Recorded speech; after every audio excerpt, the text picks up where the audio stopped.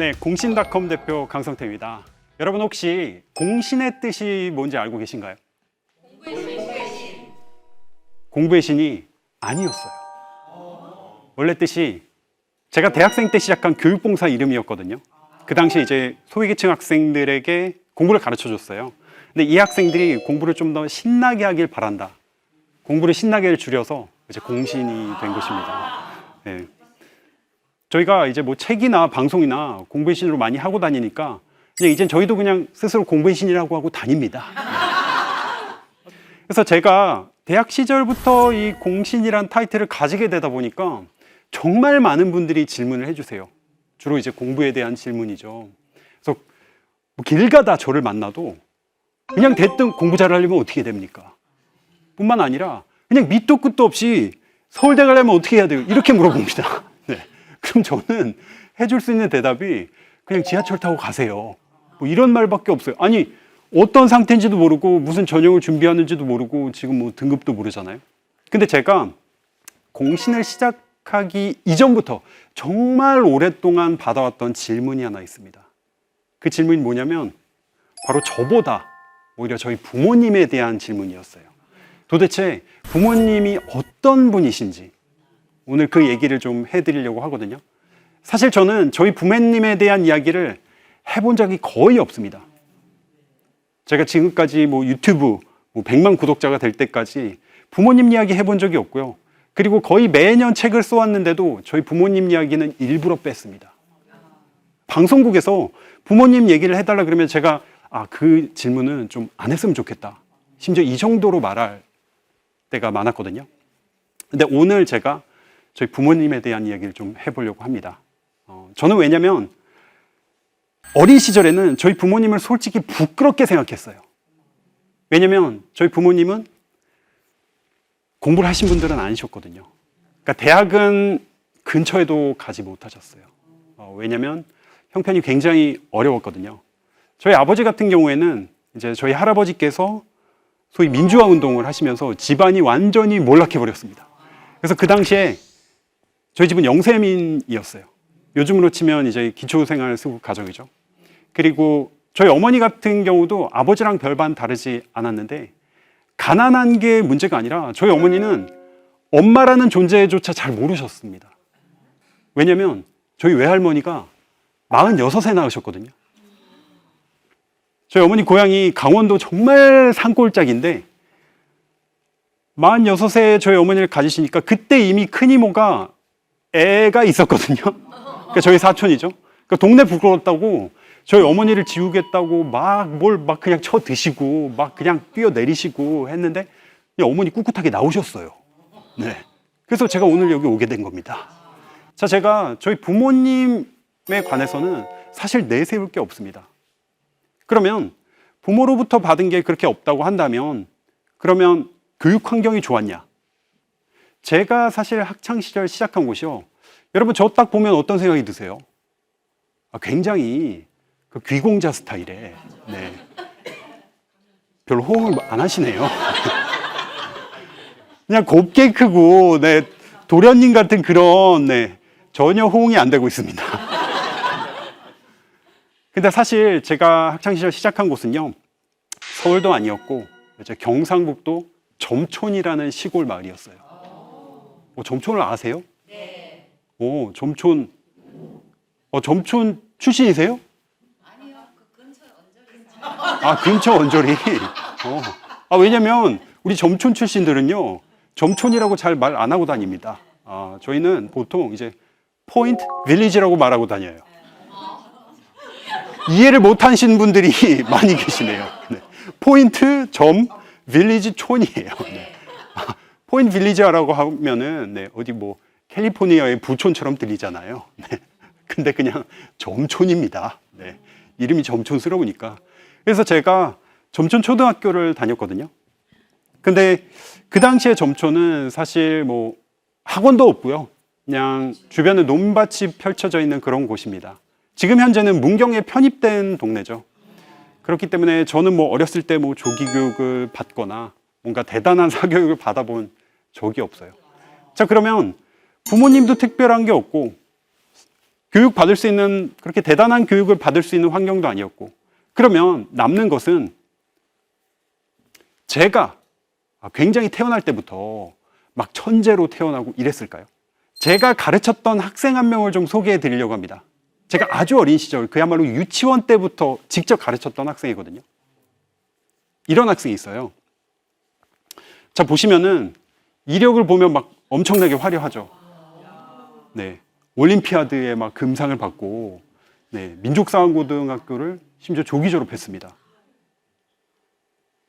그리고 막 대통령상을 막 받고요.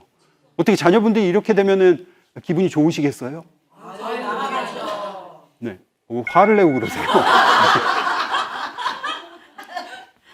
자, 근데 이런 학생들을 보면은 얘는 태어날 때부터 공부를 진짜 잘하고 천재였을까요? 제가 분명히 말씀드릴 수 있는 거는 전혀 그러지 않았습니다. 공부를 잘하는 정도가 아니라 심지어 못했어요. 별로 믿음이 1도 느껴지지 않네요. 제가 왜 이렇게 자신 있게 말씀드릴 수 있냐면요. 얘가 제 동생이거든요. 네. 지금 강의 시작한 지 10분도 안 됐는데 벌써부터 제가 미워지기 시작하는 그런 느낌이 들고 있습니다.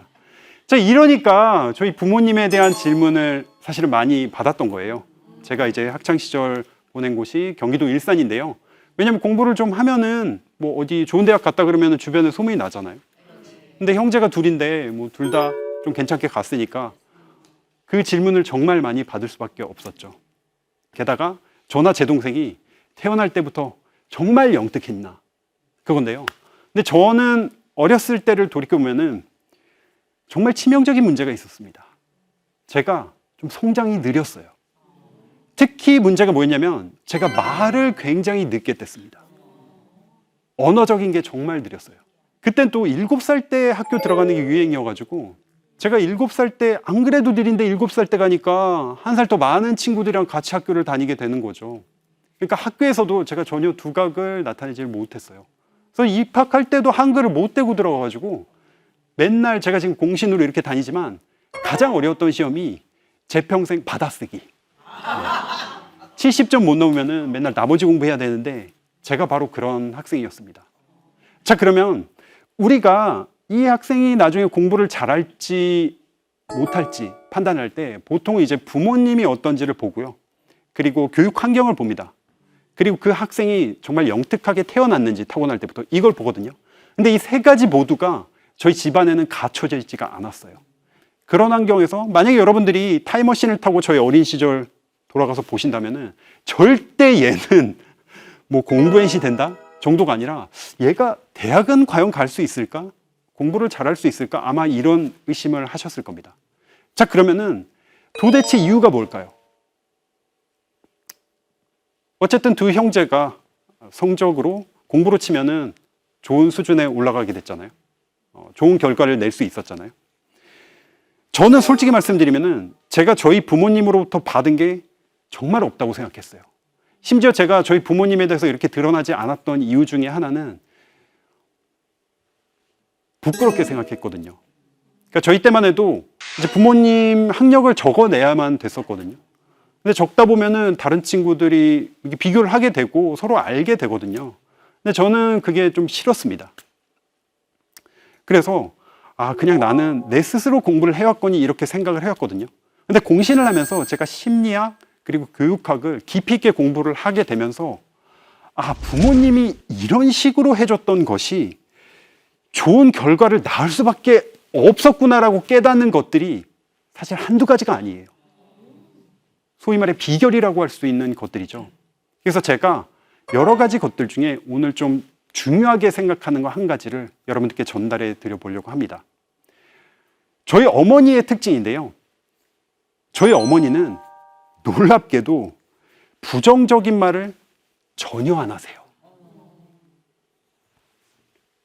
이거는 저희 어머니의 거의 종교적인 신념이거든요. 안 좋게 된다는 그런 식의 얘기를 전혀 안 하신 이유는 뭐냐면 저희 어머니는 사람이 말을 하잖아요.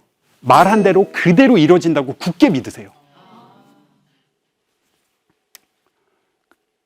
이게 어느 정도 수준이냐면 그냥 사람들한테 뭐 좋게 말한다. 긍정적인 말을 한다. 이 정도가 아니에요. 제가 어렸을 때 돌이켜보면은 저희 집의 차가 제가 초등학교 5학년 때 처음으로 샀어요. 중고차였는데 지금은 없죠. 프라이드 베타라는 차였는데 제가 봤을 때는 어머니 사기를 당하신 것 같아요. 저희 부모님이. 왜냐하면 이미 사고가 한 번 났었고 뭐 핸들이 파워 핸들도 아니고 나중에 막 고장이 막 났거든요. 이거 창문도 잘 안 내려가요. 그러니까 저는 어리고 막 짜증이 나고 더우니까 막 차를 막 치면서 막 이런 막 똥차가 다 있냐 뭐 이런 식으로 표현했거든요. 근데 저희 어머니께서 정색을 하시면서 절대로 그런 식으로 말하면 안 된다고. 절대로. 아니 자동차가 우리 굉장히 멀리까지도 데려다 주고 그리고 큰 사고가 날 수도 있는데 절대 그렇게 나쁜 말 자동차한테 하면 안 된다고. 여러분 저희 어머니는요 이런 사물한테도 얘가 영혼이 있다고 믿으시는 것 같아요. 사람뿐만 아니라 이런 물건한테도 함부로 말을 안 하세요. 부정적인 말을 전혀 안 합니다. 아니 여러분들도 한번 생각을 해보세요. 저희 어머니처럼 생각을 해보는 겁니다. 만약에 내가 정말 말한 대로 지금 이 말을 뱉으면 그대로 이루어진다고 마치 요술램프의 지니 같은 게 이제 여러분들한테 주어졌어요. 그러면 자녀분들한테 혹은 나 스스로에게 뭐라고 말씀하시겠어요? 야, 너는 이미 인생 망했어. 너 누굴 닮아서 그래? 넌 이제 희망이 없어. 끝난 거야. 이런 말씀 하시진 않을 거잖아요. 그렇죠? 저희 어머니는 항상 그런 생각으로 저나 제 동생한테 이야기를 하셨어요. 넌 훌륭한 사람이 될 거다. 반드시 된다. 저는 이 얘기를요, 한두 번 들은 게 아닙니다. 10번, 20번 들은 게 아니에요. 저는 진짜 100번, 뭐 수천 번을 들었거든요. 이 이야기를 계속해서 들으면은 여러분 어떤 생각이 드는지 아세요? 짜증이 납니다. 네. 계속해서 훌륭한 사람이 된다. 성태 넌 잘 되고 넌 정말 소중한 사람이고 너는 뭐든지 할 수 있다. 이런 얘기를 계속 들으면요. 네. 한두 번 들어야지 계속 들으면은 막 제가 정말 어머니께 대든 적도 있어요. 지금 내 꼬라지를 보라고. 제발 그 소리 좀 제발 좀 작작하라고 제가 정말 막 화를 내면서 반응한 적도 있었거든요. 근데 저희 어머니는 굴하지 않으세요. 그 얘기를 계속합니다. 제가 아직도 기억이 나는 순간이 언제냐면 제가 처음부터 공부를 잘했던 건 아니었거든요. 어느 날은 과장이 아니라 정말 꼴등 성적표를 가져온 적이 있었어요. 성적표를 딱 가지고 이제 어머니 보여드렸더니 어머니께서 와, 저희 어머니 대단하신 게 그걸 보고도 성태야 너는 훌륭한 사람이 된다 이 말씀을 하시는 거예요. 제정신이 아니신 것 같아요. 근데 그리고 나서 하셨던 말씀이 사실은 제가 아마 평생 이 말씀을 잊을 수가 없을 것 같아요. 아마 저희 어머니도 이 성적표랑 지금 하신 말씀이랑 매치가 안 되잖아요. 꼴등인데 훌륭한 사람이 된다? 그래서 그 자리에서 아마 지어내신 게 아닐까라는 생각이 드는데 뭐라고 말씀하셨냐면 성태야 지금 이 성적표가 이건 지금 보잘것없어 보이지만 나중에 너가 훌륭한 사람이 돼서 돌이켜보면은 다른 사람한테 이건 굉장한 희망을 주게 된 성적표다. 왜냐하면 그렇게 훌륭한 강성태도 과거에 이런 시절이 있었구나 라는 다른 사람에게 용기를 주는 그런 성적표가 될 거다라고 말씀을 해주신 적이 있어요. 그뿐만이 아닙니다. 제 동생은 사실 어떻게 보면 저보다 더 심각했어요. 제 동생은 엄청난 개구쟁이였거든요. 그냥 동네가 다 알아주는. 저는 어렸을 때 그 시골에 살 때도요 되게 겁이 많고 소심해서 밖에 잘 안 나갔어요. 촌에 사는데도 저 되게 흰둥이였습니다. 왜냐면 동네 밖에 나가면은 제가 동네 개가 저를 깨물까 봐 무서워서 안 나가요, 집에서. 근데 제 동생은 저보다도 어린데 그냥 동네 개 모가지를 끌고 막 다닙니다. 겁이 없어요. 그리고 항상 목이 쉬어 있고 저희 가족 사진 어렸을 때 보면은 웬 가족이 이렇게 있는데 웬 흑인 아가 한 명 여기 서 있어요. 항상 밖에서 뛰놀고 하니까 얼굴 막 새까매가지고. 근데 제 동생이 초등학교 때 당연히 공부를 잘하지 못했겠죠. 근데 어느 날 놀랍게도 얘가 100점을 받아온 거예요. 갑자기 집안 분위기가 달라졌습니다. 아니 어떻게 100점을 받았냐. 저희 집이 사실 외식을 잘 안 하거든요. 근데 그날 특별히 저희가 고기를 먹으러 갔어요. 완전 이제 축제 분위기였죠. 근데 고기를 막 먹고 있는데 저희 어머니께서 동생한테 물어보셨습니다. 야, 성룡아, 너 어떻게 이렇게 기특하게도 100점을 다 받아왔니? 이렇게 물어봤는데 제 동생이 엄마, 옆에 친구 거 보고 베꼈어. 이렇게 말을 하는 겁니다. 네. 갑자기 아버지 표정 안 좋아지시고. 네.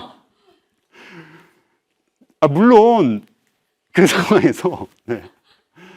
그렇게 하면 안 된다고 저희 부모님께서 따끔하게 이야기를 해주셨죠. 근데 그런 상황에서도 저희 어머니께서 성령아, 너는 반드시 나중에 너의 실력으로 100점 맞는 날이 반드시 온다. 이런 말씀을 그 상황에서도 이제 해주셨던 거죠. 지금 안 당해보셔서 모르시는 거예요. 지금 다들 훌륭하다고 하시는데 계속 그 얘기를 들으면은 솔직히 진짜 짜증이 날 수밖에 없습니다. 저는 어떻게 보면은 거의 세뇌를 당했어요. 근데 저는 어린 시절 그 얘기가 그렇게도 듣기 싫었던 적이 있지만 점차적차 어떻게 바뀌게 됐냐면요. 내가 할 수 있는 사람인 건가? 내가 그렇게 소중한 사람인 건가? 나도 훌륭한 사람이 될 것 같은데?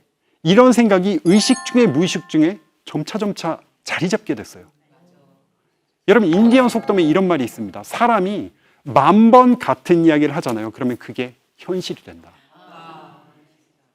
사람이 계속 들으면은 그거에 대한 이야기는 너무나도 많습니다. 심지어 여러분들 증삼살인이라는 사자성어 아세요? 증삼살인이 뭐냐면 여러분 증자라는 위인이 있습니다. 이제 공자님만큼 이제 대단한 성인이시거든요. 공자님의 제자죠. 굉장히 효성이 극심한 걸로 유명해요. 근데 이분의 어머니가 계셨는데 어느 날 집에서 이제 배를 짜고 계셨어요. 근데 갑자기 동네 사람이 막 뛰쳐오더니 어머니한테 증삼이가 지금 사람을 죽였다고 이야기를 하는 거예요. 증삼이가 이제 증자의 원래 이름이거든요. 본명입니다. 근데 어머니도 진짜 대단하신 게 배를 짜시면서 눈 하나 깜짝 안 하시고 우리 아들은 전혀 그럴 아이가 아니다 라고 그냥 꿈쩍도 안 하고 배를 계속 짜시는 거예요. 근데 좀 있다 보니까 두 번째 사람이 왔어요. 그리고 그거 아시냐고, 지금 증삼이가 사람을 죽였다고. 근데 그 와중에도 어머니께서 전혀 동의 안 하시고 그냥 계속 배를 짜십니다. 절대 우리 애는 그럴 일이 없다고. 근데 세 번째 사람이 와가지고 증삼이가 사람 죽였답니다 이러니까 어머니 어떻게 하셨는지 아세요? 그 자리에서 주량량을 치셔가지고 담을 넘어가지고 그냥 도망치셨습니다. 이게 뭐냐면 그렇게 대단한 이제 증자, 그런 성인의 어머니신데도 여러 번 같은 말을 듣다 보니까 그걸 진짜 믿게 된다는 거예요. 그래서 사자성어 증삼사진이라는 말이 생기게 된 것이죠. 이게 실제로 이제 과학적인 실험으로도 밝혀졌거든요. 듀크 대학에서 진행한 실험인데 듀크 대학교 그 명문대 학생들을 모아놓고요. 퀴즈를 냈어요. 지구상에서 가장 큰 바다가 어디냐? 이제 대서양이냐, 태평양이냐? 이렇게 질문을 던졌거든요. 정답이 뭐죠? 대평양은 뭡니까? 오늘 설마 태평양에서 무너지시는 건 아니겠죠? 네. 정답은 태평양이죠. 가장 큰 바다 태평양인데 정답을 맞춘 학생들을 모아놓고요. 이 학생들한테 잘못된 정보를 전달했습니다. 이게 정답이 태평양이 아니라 대서양이라고. 이런 식으로 지나가듯 얘기를 했거든요. 그걸 한 번 한 게 아니라 2번 얘기를 하고 같은 얘기를 3번 하게 됐어요. 그랬더니 어떤 변화가 생겼냐면요. 정답을 맞췄던 학생 중에 무려 62%가 정답을 바꿨어요. 가만 보니까 그러니까 본인이 태평양이 가장 큰 바다라고 믿고 있었는데 그 믿음을 바꿔버린 겁니다. 여러분, 사람이 이렇게 약한 존재예요. 근데 저를 돌이켜보세요. 저는 3번만 들은 게 아니라 계속해서 들었잖아요. 그러니까 저 스스로 그런 생각이 생기지 않을 수가 없었던 거죠. 이유는 모르겠지만 근거도 사실은 없지만 나는 언젠가 반드시 훌륭한 사람이 될 거다. 이런 믿음이에요. 자, 근데 다른 학부모님들은 보통 자녀분들께 어떤 이야기를 해주시나 제가 그걸 좀 찾아봤거든요. 연세대학교 이성호 교수님께서 그걸 분석해서 정리하신 게 있더라고요. 대한민국 학부모님들께서 자녀분들께 주로 하시는 말씀 어떤 이야기냐면요, 바로 이런 이야기입니다. 네, 주로 하시는 말씀이 네. 아 그때 저걸 낳지 말았어야 했는데 네, 이런 말부터 네. 지금 보면 아주 참신할 수준입니다. 지금 보면 아주 참신하다는 생각이 들 정도예요. 지금 이건 뭐예요? 머리는 무거운데 왜 달고 다니냐? 네. 아니 달려 있으니까 달고 다니죠. 어디 뭐 머리를 내려놓고 다닙니까? 아니 그리고 내가 머리가 무거운 게 대체 누굴 닮아서 무겁겠어요? 네? 뭐 다른 사람이 있으니까 지금 말하고 계신 어머님, 아버님을 닮았으니까 무거운 거겠죠. 지금 보면 네. 아 마지막 이런 거는 올라가지 못할 나무는 쳐다보지도 말랬지. 네. 이건 여러분 아니 올라가지 못할 나무 아니 지금 이게 올라가지 못할 나무니까 쳐다만 보고 있는 거 아니에요. 올라갈 수 있으면 이미 거기 있겠죠. 이런 어떤 표현들을 대한민국 학부모님들이 그렇게 많이 쓰신다고 해요. 뿐만 아니라 이게 다가 아닙니다. 뭐 이런 표현들까지도요.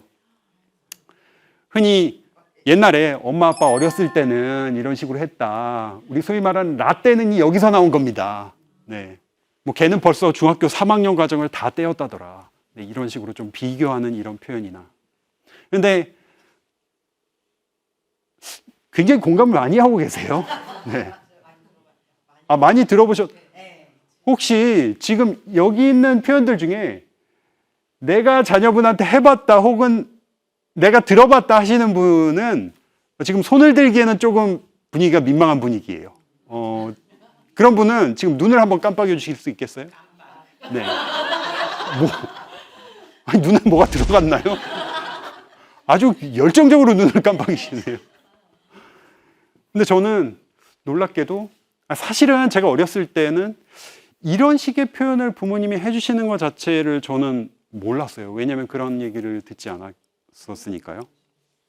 근데 제가 생각하는 것보다 훨씬 더 많은 학부모님들께서 이런 표현을 많이 하시더라고요. 근데 이런 식의 부정적인 이야기를 계속 듣게 된다면 어떠한 변화가 생기게 될까요? 이거는 실제로 하버드 의과대학에서 최근에 이제 발표한 연구 결과예요. 요즘에 우리 두뇌를 촬영하는 그 기술이 굉장히 많이 발전했거든요. 그래서 두뇌에 대한 비밀들이 많이 풀리고 있습니다. 어떤 실험을 했냐면요. 이 부정적인 이야기를 어린 시절부터 많이 들었던 사람들을 모아서 두뇌가 어떻게 변화했는지를 측정을 했어요. 그랬더니 우리 두뇌 중에 해마라는 부분이 있거든요. 해마가 얼마나 중요한 부위냐면 우리가 학습했던 그 모든 것, 기억하는 모든 것이 여기를 통해 이루어집니다. 만약에 해마가 손상이 되잖아요. 그럼 오늘 내가 보고 듣고 맛보고 했던 만났던 사람 이런 것들이 내일 되면 기억이 하나도 안 나요. 우리 왜 이런 캐릭터 뭐 영화에서도 가끔 보기도 하고 그러잖아요. 딱 그렇게 됩니다. 근데 놀랍게도 이렇게 부정적인 표현에 노출됐던 분들의 이 해마가 5%에서 10% 정도 일반인보다 적었어요. 여러분 그야말로 두뇌가 쪼그라들어 있는 겁니다. 이뿐만이 아니에요. 그러면은 이런 분들이 나중에 성장을 해가지고 뭐 50대, 60대까지 됐을 때 어떤 변화가 일어나냐. 이거는 캘리포니아 주립대학교 샌프란시스코에서 실제 노숙자분들을 분석을 했어요. 수백 명을 모아서 이분들이 어떠한 특징을 가지고 있고 어떻게 살아왔고 어떤 공통점이 있는지를 골라냈거든요. 근데 그 중에 어떤 항목이 있었냐면요. 어렸을 때부터 이런 부정적인 심지어 폭력적인 표현에 노출됐다 하는 분이 대략 몇 프로 정도 됐을까요? 60% 나왔습니다. 네. 80. 여러분 놀랍게도요. 100%였어요. 노숙자분들 중에 단 한 명도 예외 없이 어린 시절부터 이런 부정적인 이야기를 지속적으로 들었던 거예요. 이쯤 되니까 분위기가 갑자기 네, 숙연해집니다. 네. 갑자기 내 두뇌가 쪼그라들고 있는 것 같고, 갑자기 이제부터 뭐 노숙 준비라도 해야 될 것 같고, 뭐 이런 생각이 들 수도 있는데요. 근데 여러분 이거는 뭐 언어 폭력 수준의 극단적으로 부정적인 표현을 많이 들었을 때이기 때문에 아마 여기에 해당되는 분들은 그렇게 있을 것 같지는 않을 것 같습니다. 자, 하지만 작든 크든 그 영향이 있을 수밖에 없겠죠. 그래서 실제로 제가 공부를 할 때 특히 학습에 있어서 이게 어떤 영향을 미치게 됐는지를 좀 말씀드려 보도록 할게요. 공부법 얘기를 제가 잠깐만 해볼게요. 결국 우리가 하는 공부 중에 많은 경우에는 사실 우리가 시험을 잘 보기 위해서 하는 경우가 많잖아요. 시험을 공부하는 데 있어서 가장 중요한 시점은 사실 당연한 이야기지만 시험이 임박했을 때입니다. 그래서 시험 임박할수록 저를 찾아오는 학생들도 많고요. 질문도 많고 심지어 제가 방송 출연하는 경우도 굉장히 많아지죠. 근데 제가 특히 대입에 있어서 수능 임박했을 때 하는 어록 같은 게 좀 있거든요. 여러분 공자님이 이런 말씀을 하신 적이 있어요. 천재도 노력하는 자를 이길 수가 없고 노력하는 자도 즐기는 자를 이길 수가 없다고요. 근데 여러분 제가 꼭 좀 드리고 싶은 말씀은 시험 임박한 그 시점에서 아무리 즐기는 사람도요. 방금 본 놈을 이길 수가 없습니다. 네. 무슨 뭐 노력을 하고 나발이고 천재고 지금 시험 직전에 지금 이 내용 봐가지고 머릿속에 생생한데 그냥 뱉어 놓으면 되는데 네. 이길 수가 있습니까? 여러분 그렇기 때문에 모든 시험은 사실은 벼락치기예요. 시험이 가까워질수록 더 많은 공부를 해야 되고 그 시간이 더 중요한 차원에서 본다면 사실 벼락치기 아닌 시험은 없어요. 우리가 아무리 공부를 어렸을 때부터 착실히 해왔어요. 막 12년 동안 공부를 열심히 해도요. 수능만 놓고 본다면은 수능 직전에 한 달 전 혹은 일주일 전에 그 시간을 엉망으로 보내게 되잖아요. 절대 좋은 성적이 나올 수가 없습니다. 심지어 저는 이렇게 표현하기도 해요. 미리 그렇게 착실하게 공부해 두는 이유는 마지막에 이 정리를 착실하게 아주 효율적으로 하기 위해서 벼락치기를 위해 미리 공부를 해두는 거라고. 벼락치기를 위한 준비 과정이나 다름없다. 이렇게 심하게는 이렇게도 표현을 하거든요. 근데 여러분들 시험에 임박할수록 학생 여러분들이 효과적으로 공부를 할까요? 제가 대한민국 누구보다도 수험생들과 같이 이제 공부를 하고 잘 알고 있다고 생각을 하거든요. 근데 너무나도 많은 학생들이 시험 임박한 그 시점에서 그야말로 와르르 무너져 내립니다. 공부를 하잖아요. 뭐 한 달 전이나 일주 전이에요. 그 문제를 풀고 있다가 막 틀린 문제가 나와요. 기분이 어떨까요? 아, 지금 저한테 하시는 말씀인가요? 네. 기분이 안 좋다. 네. 네. 아니죠? 네. 설마 제 강의가 안 좋다 이런 말씀. 네. 농담이고요. 여러분 당연히 사람인 이상 불안해질 수밖에 없죠. 이미 나 끝난 것 같고 지금 하고 있는 공부가 무의미한 것 같고 굉장히 불안해집니다. 심지어 내가 지금 새로운 문제를 틀린 게 아니라 과거에 틀렸던 문제를 보고 있는데도 내가 이렇게 많이 틀리다니 나 이거 안 될 것 같은데 불안해지죠. 이런 학생들 대부분이 어떻게 되냐면 우왕좌왕해요. 그러니까 여기 도서관에서 잠깐 공부를 했다가 뭐 스터디 카페 가서 좀 했다가 또 불안하니까 집에 갔다가 갑자기 또 엄마가 보고 싶어져요. 엄마 보러 갔다가 또 갑자기 화장실이 오줌이 많이 없습니다. 갔다가 갑자기 돌아가신 증조 할머니가 그렇게 보고 싶어요. 막 이런 식으로 마음이 무너져 내리고 멘탈이 붕괴되거든요. 그런 끝에 결국에는 굳은 결심을 하게 되죠. 네, 재수를 결심하게 됩니다. 네. 그래서 지금 D-11일이 갑자기 D-375일이 되는 그런 기적이 일어나게 돼요. 네. 지금 열심히 해도 모자랄 판에 재수를 막 결심하고 있으니까 좋은 결과 나올 수가 없겠죠. 이게 어느 정도냐면요. 실제 수능시험장에서도 이런 광경들이 많이 연출이 돼요. 여러분 저는 많이 알려져 있긴 한데요. 실제로 교육청에 등록해서 수능시험을 매년 치러 왔어요. 학생들과 완전히 똑같은 입장에서 시험장에 들어가서 이제 문제를 푸는 거죠. 제가 대학에 다시 입학을 하려는 건 아니고요.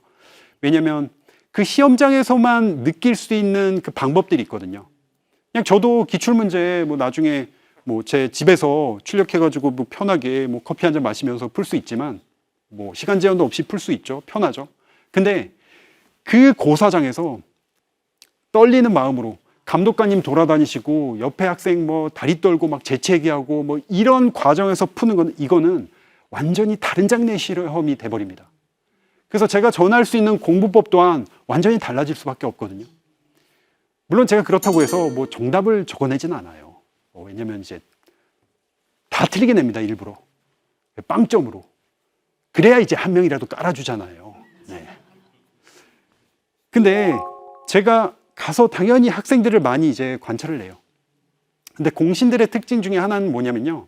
마지막 순간까지 부족한 부분을 계속해서 추려내서 차곡차곡 그 부족한 부분들을 채워나가요. 동요되지 않습니다. 마지막에 시험장에 갈 때는 어떻게 가냐면요. 어떤 경우는 정말 종이 한 장에 딱 정리를 해가요. 내가 마지막까지 봐야 될 부분, 그리고 내가 몰랐던 부분만 딱 추려갑니다. 많아야 노트 몇 권에 다 정리를 해가요. 굉장히 가볍게 가요. 근데 제가 고사장 이제 정문에서 학생들을 이렇게 관찰을 해보면요. 어떤 학생들은 가방에 3년치 책을 다 메고 와요.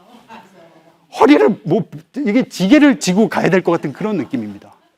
이게 지금 뭐 약간 과장된 표현같이 들리실 수 있는데 정말 그런 학생이, 아니 제가 한 번은 어떤 때는 이 학생은 가방에 이미 책을 이렇게 가득 메고 오는데 한 손에 캐리어를 끌고 나타났어요. 네. 집에 있는 책을 다 끌고 왔나 봐요.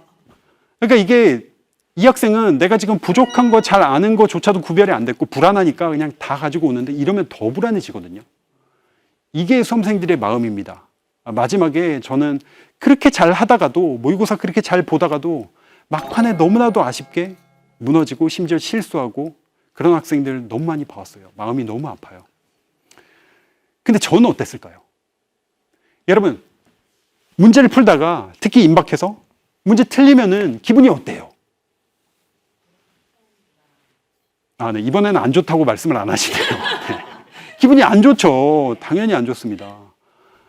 막 그래서 막 어떤 학생들은 막 문제집 그냥 막 찢어버리기도 해요. 막 쳐다보기도 싫죠. 근데 저는 여러분 놀랍게도 제가 문제 풀다가 틀린 문제 나오잖아요. 저는 기분이 좋았어요. 왜 좀 변태 같나요? 기분이 좋았다니까 굉장히 놀라시네요. 저는 왜냐면은 제 마음속 깊은 곳에는 항상 그 생각이 있었거든요. 나는 잘 될 수 있다. 나는 심지어 더 나아가서는 뭔진 모르지만 훌륭한 사람이 될 것 같고, 나는 근거는 없지만 이 시험에서 성공할 수 있을 것 같고, 저는 단순하게 생각했어요. 지금 보고 있는 내용이 그대로 수능 시험에 나온다. 왜냐면 저는 굉장히 운이 좋은 사람이니까요. 럭키 성태니까. 그래서 여러분 틀린 문제가 나오잖아요. 그러면은 생각해 보세요. 얼마나 다행입니까? 이걸 만약에 이 문제가 저는 본 시험에 나온다고 믿잖아요. 이거를 그 실제 시험에서 만난 게 아니라 지금 만난 게 얼마나 다행이에요. 이거 그냥 이 내용 개념까지 머릿속에 그냥 완전히 집어넣고 가서 그냥 맞추면은 저는 벌써 3점 건진 겁니다. 얼마나 여러분들, 그러니까 저는 요 하나하나의 내용을 심지어 임박한 그 시점에서도 정말 깊이 있게 완전히 내 것으로 하나하나 만들어 나갈 수 있었어요. 많은 학생들이 이 불안함 때문에 그냥 수박 겉핥기식으로 그냥 소위 말하는 양치기만 하고 있을 때, 건성으로 보고 있을 때 저는 오히려 깊이 있는 공부를 할 수가 있었습니다. 자, 이것은 제가 공부를 할 때 가장 중요한 비결이 되었을 뿐만이 아니라요. 제가 멘토링 할 때도 정말 많은 학생들에게 적용하는 방법이 되어버렸어요. 강의가 끝날 때마다 항상 하는 이야기가 있습니다. 여러분 할 수 있다고. 여러분 이 세상에서 가장 소중한 존재이고, 그리고 여러분들은 혼자가 아니라고요. 이게 제가 20년 동안 이 활동을 하면서 거의 빼놓지 않고 이 얘기를 계속해요. 그래서 저희 수강생들은 어느 정도로 생각하냐면 이 얘기가 안 나오면 아직 강의가 안 끝났구나 라고 생각할 정도입니다. 이 얘기를 정말 주구장창해요. 그러니까 계속해서 학생들한테 이 메시지를 계속 접하게 만드는 거예요. 제가 사실 교육봉사로 이 활동을 시작했다고 말씀드렸잖아요. 제가 그 당시에 대학생 때 교육봉사 제가 지도를 했던 학생들은 사실 정말 공부를 잘 하지 못한 학생들이었어요. 형편이 어렵거나, 심지어 저는 요즘 표현으로 치면은 이제 학교박 아이들을 가르쳤거든요. 학교에 뭐 퇴학당하거나 잘리거나 뭐 자퇴를 하거나, 심지어 이제 보호관찰소에 갔다 온 이런 학생들까지 검정고시를 가르쳤어요. 이 학생들을 보면은 공부를 못하는 정도가 아니라 정말 상태가 그야말로 시궁창 같은 상태입니다. 너무 과격한 표현이었나요? 그러니까 누구한테도 긍정적인 이야기를 들어본 적이 없어요. 모든 사람들이 포기한 그런 존재가 되어버린 것이죠. 골칫거리가 되어버린 거예요. 근데 이 학생들을 만나면요, 물론 쉽지 않습니다. 이런 친구들은 벌써 딱 만나면은 벌써 이 사람이 내 밥인지 아닌지 간부터 먼저 봅니다. 그래서 멘토링을 할 때, 근데 저는 그런 상황에서도 이 친구들한테 너 할 수 있어. 방법을 알려줄게. 너는 그리고 이 세상에서 가장 소중한 존재가 너 자신이야. 이 얘기를 주구장창 해줘요. 그러다 보면은 이 친구들이 약간의 의심을 하게 돼요. 그러니까 나는 이미 안 됐다, 글러 먹었다고 이렇게 정말 철벽같이 쳐놓고 있거든요. 근데 그 벽에 약간의 균열이 조금씩 생기기 시작합니다. 그럼 조금 해볼까? 그리고 뭔진 모르겠지만 제가 계속 이 얘기를 하면은 처음에는 이 사람은 대학생 때 제가 했으니까 어디서 굴러 먹다 온 개벽다귀 같은 사람인가. 아니 생긴 거는 그냥 장기한데 왜 와가지고 이런 얘기를 하고 있나. 네. 그런 반응을 보이다가도 이 얘기를 해주면, 왜냐면 지금까지 너 소중하다, 너 할 수 있다 이런 얘기 해준 사람이 없거든요. 근데 그 마음 때문에라도 얘가 잠깐이라도 이제 공부하는 신용이라도 합니다. 그래서 아주 작은 거라도 제가 가르쳐 줘요. 그러면은 그 작은 거를 얘가 이제 알게 되잖아요.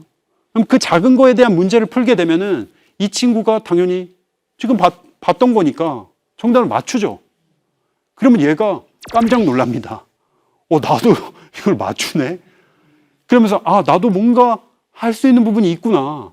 이런 식으로 작게 쪼개가지고 조금씩 한 단계 한 단계 올라갈 수만 있다면 나도 뭔가 할 수 있는 거 아니야? 왜냐면 이 형이 계속 그렇게 얘기를 해주니까. 자, 여기서 제가 여러분들께 또한 과학적으로 검증된 연구 결과를 좀 말씀드려 보도록 할게요. 이것은 학습 곡선이라는 것인데요. 인간이 어떤 학습을 하게 됐을 때 어떻게 성장과 발전이 이루어지는지를 규명한 그래프입니다. 이것이 밝혀진 것은 이미 100년도 더 지났어요. 모든 사람이 학습을 할 때 이 규칙을 따르게 됩니다. 자, 이 경우는 뭐냐면요. 사람에게 모스보를 가르쳤어요. 모스보가 우리가 전보 칠 때 왜 띠띠띠 하면서 의사소통을 하는 거잖아요. 아주 가장 간단한 형태의 일종의 언어입니다. 우리가 영어 공부하고 뭐 중국어 공부하고 하듯이요. 그렇게 학습을 했을 때 X축이 시간이에요. 시간이 지날수록 Y축 실력이 어떻게 바뀌는지를 나타낸 거예요. 자, 지금 보면은 시간이 흐를수록 실력이 쭉쭉쭉 올라가죠. 근데 잘 보시면은 14주차 정도 됐을 때예요. 그때 보면 어떤 변화가 일어나게 되죠? 계속 올라가요? 심지어 떨어지죠. 실력이 떨어집니다. 그렇게 실력이 떨어지고 거의 뭐 성장이 없어요. 이 구간이요, 14주부터 심지어 24주까지 10주 동안 이어져요. 여러분, 이게 뭐냐면 공부를 하는데도 성과가 없어요. 실력이 나아지지 않는다고요. 점수가 안 오른다고요. 여러분, 모든 학습이 이렇습니다. 우리가 그 어떤 걸 배워도 이런 구간이 반드시 찾아와요. 심리학에서는 이것을 고원현상이라고 표현합니다. 고원이 뭐예요? 이게 산이라고 봤을 때 고원, 높은 곳에 이렇게 평탄한 곳을 고원이라고 하잖아요. 발전이 없이 이렇게 그냥 유지만 되는 구간이 나타난다고 해서 고원현상이라고 하는 거죠. 학생들은 이것을 소위 뭐 슬럼프라고 표현하기도 해요. 왜냐하면 내가 열심히 하는데도 지금 성과가 없으니까. 자, 이런 상황에서 학생들은 두 가지로 나뉩니다. 어떤 학생들은 이거 나 해도 안 되는구나. 그리고 심지어 어머니께서 저 머리 무거운데 왜 달고 다니냐. 저 올라갈 나무 저 쳐다보지도 말라. 이렇게 말을 하니까 나는 해도 안 되는구나라는 그런 생각을 가지고 그냥 쉽게 포기를 하게 되죠. 이 길은 내가 아닌가 보다. 근데 반면에 어떤 학생들은 굳은 믿음을 가지고 있습니다. 나 지금 당장은 성과가 나오지 않지만 이대로 꾸준히 하면 난 언젠가는 발전할 수 있어. 나는 할 수 있는 사람이야. 나는 내 꿈을 이룰 수 있어. 이런 확고한 믿음을 가지고 있는 사람. 여러분, 이 둘 중에 누가 공신이 될 수 있을까요? 당연히 계속해서 꾸준히 나가는 사람일 수밖에 없겠죠. 여러분 이 그래프를 한번 보세요. 24주 이 고원영산 평탄한 구간이 끝난 이 시점을 보시면은 그 다음에 어떤 일이 벌어집니까? 급격하게 실력이 올라가는 구간을 맞이하게 돼요. 지금 이 그래프 전체를 보더라도 기울기로 치면은 가장 빠르게 성적이 오릅니다. 여러분 그러니까 공신들이 대부분 성적이 어떻게 올랐냐 그 과정을 인터뷰해 보잖아요. 제가 매년 유튜브에 수능 만점자들을 초대해서 인터뷰를 해서 방법을 알려드리고 혹은 뭐 최연소 수석 했거나 아니면 정말 어려운 환경에서 공부를 잘하게 된 그런 분들을 인터뷰해서 알려드리거든요. 그 방법을. 근데 거의 예외 없이 이분들이 하는 말이 성적이 계단식으로 올랐다고 표현해요. 그러니까 성적을 하면은 요만큼 하면 그만큼 올라주고 요만큼 하면 그만큼 올라주고 그랬다는 게 아닙니다. 또 다른 표현으로는 시간차가 있었다고 표현해요. 내가 지금 열심히 하는데 성적이 안 오르는 그런 구간이 있었고 갑자기 껑충 뛰었고 그러니까 지금 공부를 하는 것이 바로 성적으로 이어지지 않았다는 겁니다. 근데 너무나도 슬프게도 우리가 이 구간을 만날 때 우리 스스로는 우리 자신에게 기회를 주나요? 시간을 주나요? 혹은 부모님들, 여기 학부모님들 와 계시지만 자녀분이 지금 공부를 하는데도 뭔가 틀리고 성적이 잘 안 올라요. 그랬을 때 버티고 참고 할 수 있는 그런 힘을 주시나요?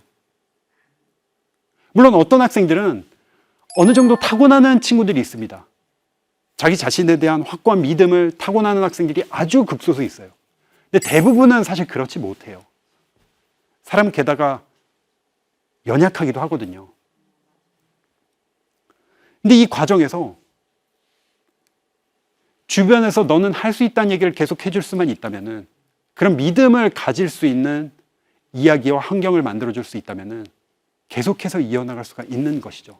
저는 이게 제목은 학습 곡선이라고 되어 있지만 사실은 어떤 면에서는 인생 곡선이나 다름이 없다고 생각합니다.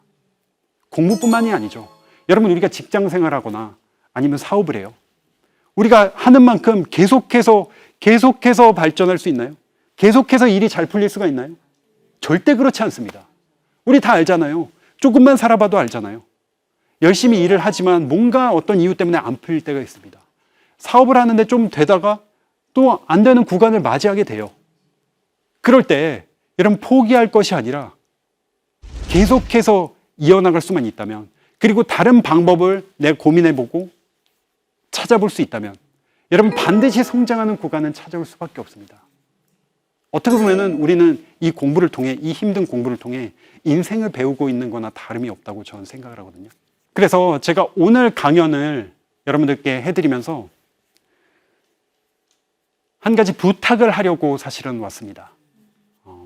부탁이라기보다 여러분들에게 간청을 드리고 싶어요. 여기 학부모님들이 계신데요. 자녀분들한테 이제부터 부정적인 말을 안 하실 수 있겠어요? 대답이 없습니다. 네. 저도 그 어렵다는 거를 압니다. 그럼에도 불구하고 저는 꼭 좀 부탁드리고 싶어요. 왜냐하면 우리가 부정적인 이야기를 자녀분들께 했을 때 사실 결과가 좋게 바뀌던가요? 야, 너 누굴 닮아서 그러냐? 너 머리는 그 무거운데 왜 달고 다냐? 이러면 나는 엄마 아빠를 닮아서 머리가 무겁고 크니까 정말 열심히 공부를 해서 좋은 결과를 내야겠다. 이렇게 바뀌는 경우가 있나요? 아니, 반발이 생기면 생겼지 사실은 오히려 마이너스만 되죠. 그냥 그 잠깐 내가 어떻게 보면 홧김에 그리고 또 내가 자녀분이 잘 되길 바라는 마음이 워낙 크니까 그 순간 잠깐 어쩌다 보니까 나도 모르게 내뱉는 말인 경우가 사실은 너무나도 많죠. 그렇기 때문에 여러분들께 다시 한번 저는 부탁을 드리고 싶어요. 그리고 부모님들께서 사실은 이걸 못 느끼시는 분들도 너무나도 많습니다.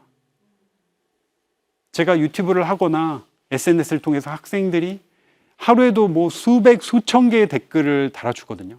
근데 그런 데는 또 부모님에 대해서 하지 못했던 이야기들을 정말 많이 여기다 적어줘요. 뭐 엄마 미안해, 엄마 이제부터 잘할게 이런 뭐 댓글 심지어 너무나도 많이 달리거든요. 아니 엄마 고마워 미안해를 왜 강성태 유튜브 채널에다 와서 댓글을 다는 겁니까? 네. 뭐 좀 네. 근데 또 이해가 되기도 해요. 왜냐면 그 마음이 자녀분들은 다들 가지고 있지만 대놓고 말하기가 쉽지 않거든요. 근데 제가 영상을 올릴 때 부모님에 대한 영상이라도 올리거나 아니면 자녀 교육에 대한 이야기를 올리면은 거기에다가 보다가 또 내 생각이 그런 마음이 드니까 거기다 많이 달아주는 것이죠. 근데 정말 놀랍게도 부모님들께서는 이렇게 부정적인 말을 지나가듯이 스치듯이 심지어 기억도 못 하시고 계시거든요. 가볍게 하셨는데. 근데 그게 어떤 경우에는 자녀분의 마음속에 어떤 경우는 못을 받거나 심지어 빚으로 박히는 경우가 사실은 너무나도 많다는 걸 제가 알게 됩니다.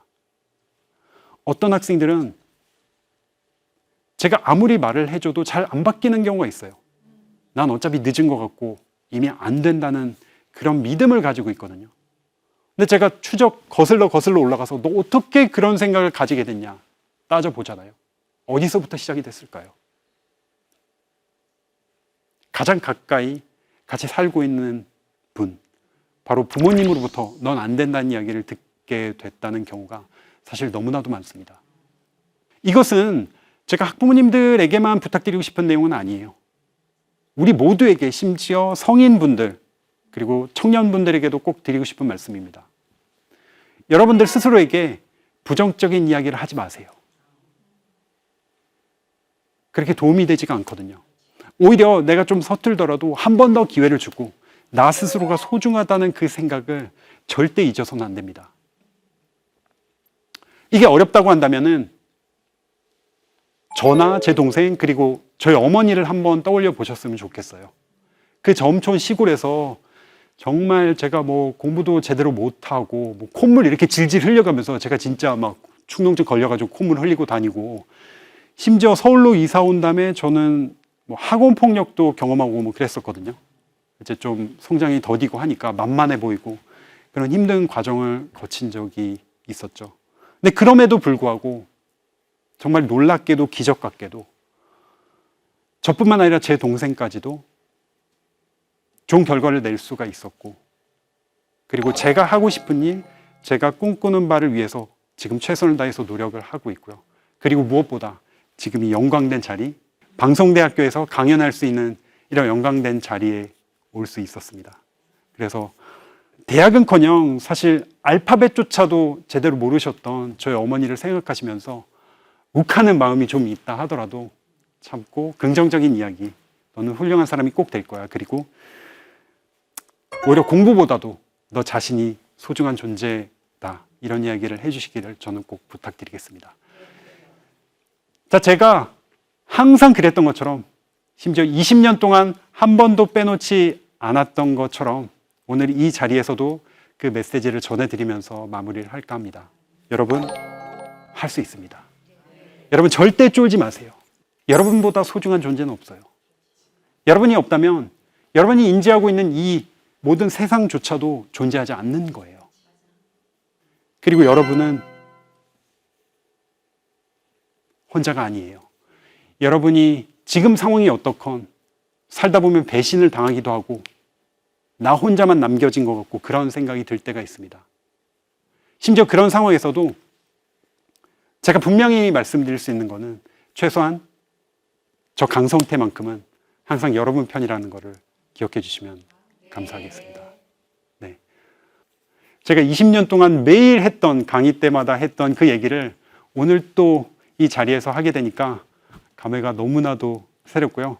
지금 여러분들께 제가 드렸던 그 약속 꼭 변치 않으셨으면 좋겠고, 여러분들 자녀분들 그리고 여기 강연 와주신 여러분들 언제 어디서건 꿈을 이뤄나가는 그 과정 언제 어디서건 다시 만나 뵙게 되기를 제가 손꼽아 기다리겠습니다. 감사합니다.